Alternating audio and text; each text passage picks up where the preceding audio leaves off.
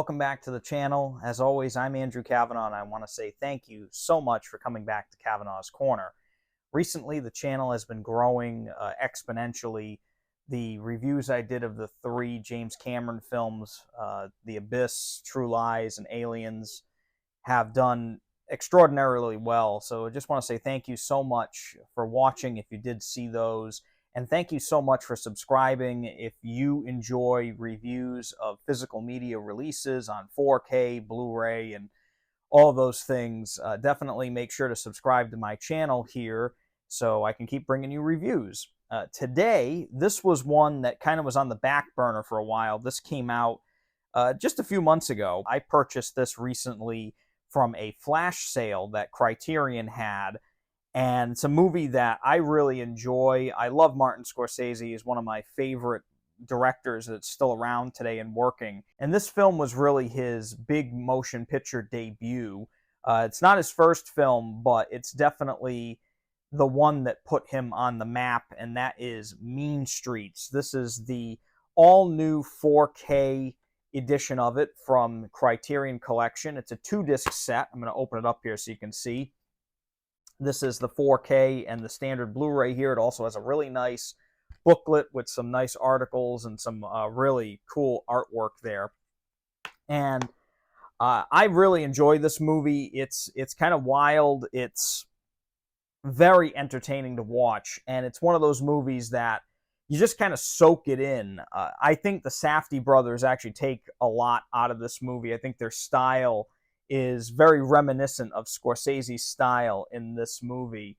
And I love it. I love this film. I think it's so gritty and matter-of-fact. And this edition here is an all-new 4K restoration that was approved by Martin Scorsese and Thelma Schoonmaker. So I was excited to see what this looked like in 4K because I had this on Blu-ray, and the Blu-ray is old now. I mean, it's got to be over a decade old. But now we have it here. This has got Dolby Vision, a remastered mono audio track, and a ton of special features. So we're going to jump right into the review here and talk about the picture quality on this. As I mentioned, it does have Dolby Vision. It's a whole new restoration. And I have to say, I was really taken aback by the picture on this disc. The whole film now has been completely regraded in terms of color. And the movie is now way more vivid, and the colors are so much more saturated and vibrant than they were before. Now, watching this, even though I have not seen Mean Streets, hundreds of times like I have with Goodfellas and some of his other films, I noticed right off the bat that the color timing of this disc was wildly different than it ever has been seen before. Now, of course, Martin Scorsese did approve this, and I'm sure he had a hand in the remastering of the film, and this was taken from a 35mm negative, the original negative of the film. And so that color timing now is probably now closer to where Scorsese wanted it to be. The colors throughout the film have been crazily altered. I mean, they have been altered in a way that may be shocking to someone who knows this film well. Daylight sequences now have this greenish yellow tint to them. Skin tones are very accurate, but the rest of the film has a very different color palette, and it may not be for everyone. The scenes that are inside the club that Harvey Keitel is seen in many times during the film, that restaurant club area, is bright red. The lighting inside is this deep, deep red, and it is now so red. It's just shocking to the senses when you see it. But I will say that I didn't really mind the recoloring of this. The film is in spectacular shape. The movie as a whole just has this unbelievable saturated color palette, the reds, the yellows, the dark scenes now look so much better than they ever have before. The scenes that are dark, the nighttime scenes, especially those club scenes, they look so much more clearer and just so accurate now. The black levels on this disc are really, really good. I mean, they look amazing now. But those reds and greens and yellows, they've been punched to like 1,000. It is so eye-poppingly saturated. I know a lot of people aren't going to like it. For me, it really looked amazing. Again, it's my opinion. This is just what I thought of the film. I liked it, but I could definitely tell there were times where they punched up the yellow a little too much. It's really one of those your mileage may vary type of things. If you watch the film in 4K with that Dolby Vision and then you go back to that older Blu-ray, it's like night and day. It's a huge differential, but the film still has that gritty quality that it's known for. There is film grain in the film. It is, I'd say, a low to medium level of grain.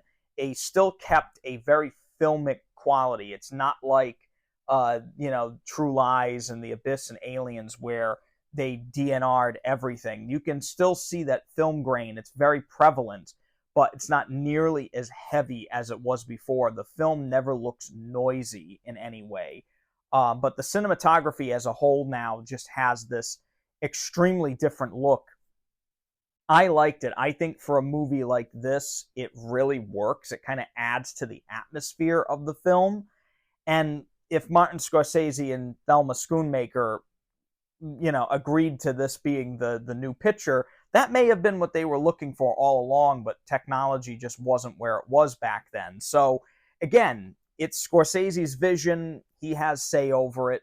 To me, I like the picture quality. I thought the detail level was off the charts in this as well.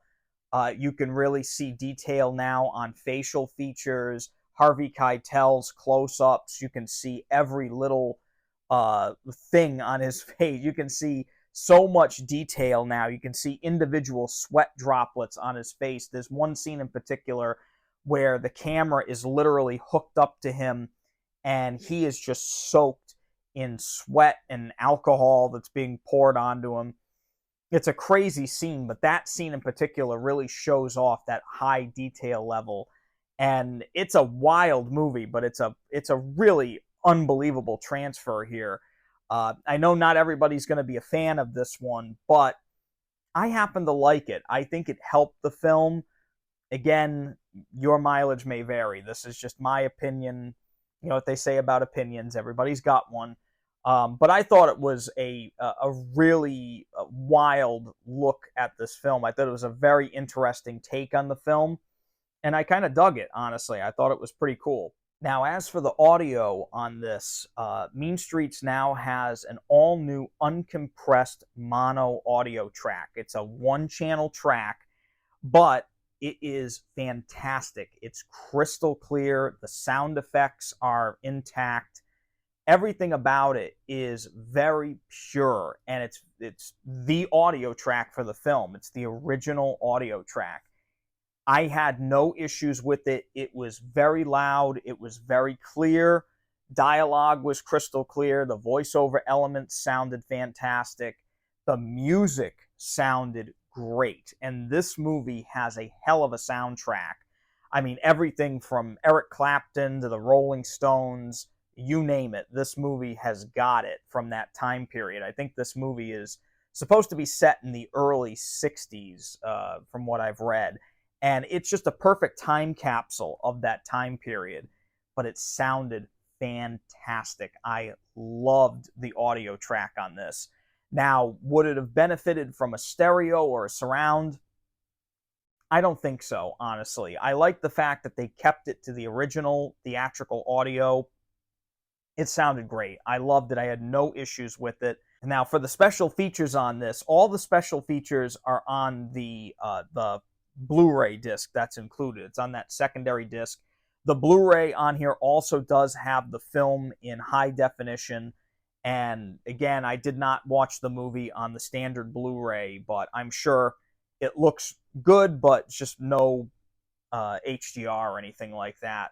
The special features, there's a ton of them on here. There is a conversation between Scorsese and director Richard Linklater that was from a 2011 Directors Guild event. There is a selected scene audio commentary with Scorsese and actor Amy Robinson.